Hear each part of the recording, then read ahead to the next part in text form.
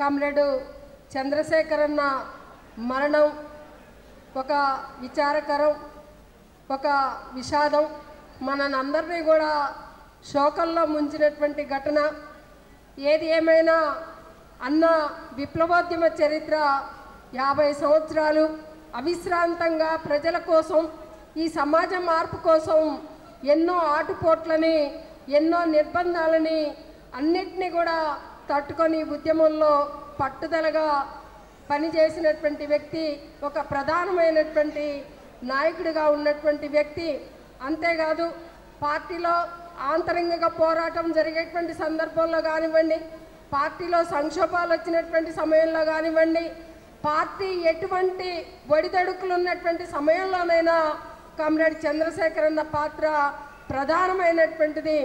అంతేకాకుండా ఇవాళ ముఖ్యంగా మా ఇల్లందు ప్రాంతానికి చూసుకున్నట్టయితే కామ్రేడ్ ఎల్లన్న చనిపోయిన తర్వాత కామ్రేడ్ చంద్రశేఖర్ అన్న ఏజెన్సీ ఉద్యమాన్ని రక్షించడానికి, అక్కడ మరి మాలాంటి వాళ్ళందరినీ కూడా నిలబెట్టడానికి కార్యకర్తలకు ఒక ఆత్మస్థైర్యాన్ని కల్పించి మరి అనేకమైనటువంటి కృషి చేసినటువంటి వ్యక్తి. అంతేకాదు ఏజెన్సీ ప్రాంతంలో పనిచేసేటప్పుడు విచ్ఛిన్నకర శక్తులు, మాఫియా ముఠాల దాడులు, వీటన్నిటిని కూడా ఎదుర్కొని ఉద్యమాన్ని నిలబెట్టడంలో ఒక ప్రధానమైనటువంటి పాత్ర పోషించాడు. అంతేకాకుండా ఇవాళ ఈ మాస్ లైన్ పార్టీ ఏర్పాట్లో కూడా ఒక కీలకమైనటువంటి పాత్ర పోషించాడు.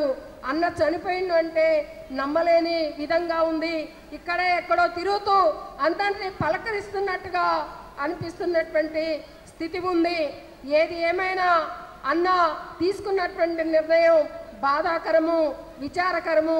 అది తీసుకోకుండా ఉండాల్సినటువంటిది.